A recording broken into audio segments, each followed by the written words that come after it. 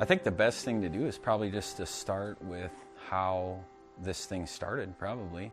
Well, it started as a vision just to bring a Christian recording artist into a rural area, and so we set out about reaching out to artists and trying to get somebody to come up and minister to us here in Isle. You know, I met Tim and just shared my vision that, I'd been having dreams since I was really young about hosting a Christian music festival in this town.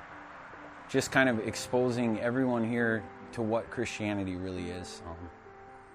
The love and the kindness and the genuineness and just the gathering, and different than Sunday at church, different than denominations and going here and there, just living Christianity out. So when I shared that I had that dream with Tim, he told me that him and Cindy had similar plans, and they were going to have a Christian artist come up and play in their backyard at McCoyd's. This property came up for sale, and it probably wasn't the best timing in my life to purchase it, but I'd felt for about a year every time I drove by, nudging to buy it, and had no real plans or purpose. But within a week or so of purchasing this, that's when last year's festival just kind of lined itself up.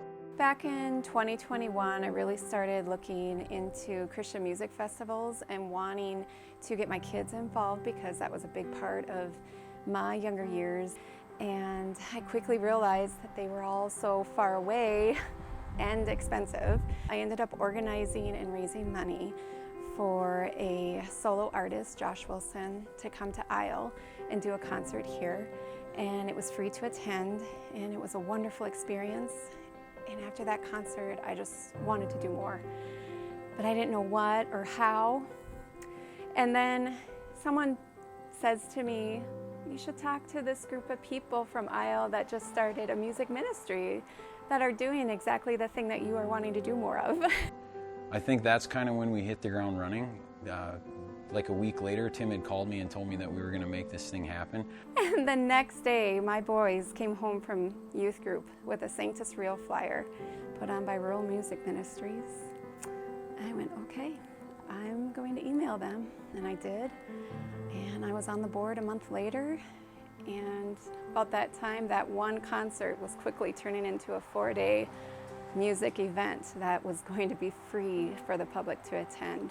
That turned very quickly from one band into the 16 bands that came last year, and I think 16 again this year. What it takes to throw a festival like this is a whole lot of prayer and amazing volunteers and dedication. I think music is so powerful, and it's such a huge part of this life here on earth. And I just want the world to hear this music, this Christian music, because it's just full of truth about God and hope and encouragement. Here we are. It's always been our heart to keep this thing free. It's always been our heart to make this thing accessible to everybody, even those who maybe have never had a chance to be exposed to the gospel. I think it's much easier for them to feel welcome when they don't have to pay to get in. Our goal is to bring hope.